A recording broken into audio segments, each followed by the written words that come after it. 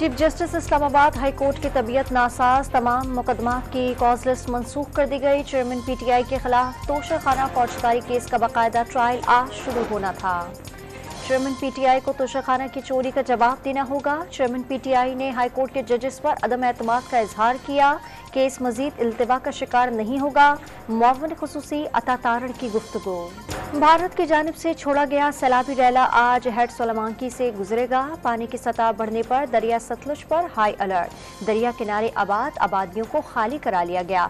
3 relief camps कायम कर दिए गए।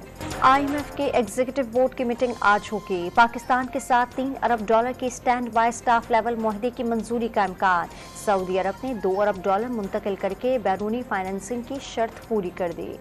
पाकिस्तान की मईशत बहाल हो रही है। मुल्क दोबारा तरक्की करेगा और अवाम खुशहाल होंगे। नवाज शरीफ की सऊदी अरब में लीगी ओहदेदारों से गुफ्तगू। सऊदी अरब और पूरी दुनिया में मुकीम पाकिस्तानियों को काबिल फख्र असासा करार दे दिया।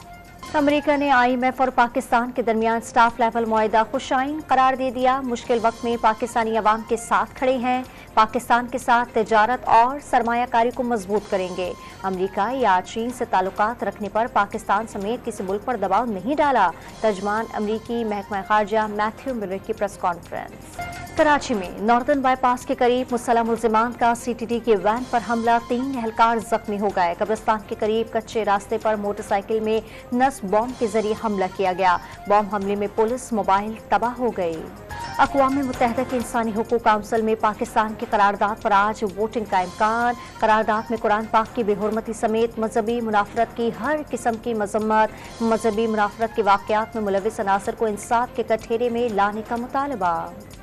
और शिमाली कोरिया का तवील फासले तक मार करने वाला एक और बैलिस्टिक मिसाइल का तजुर्बा। समंदरी हुदूद में गिरने पर जापान का शदीद एहतजाज।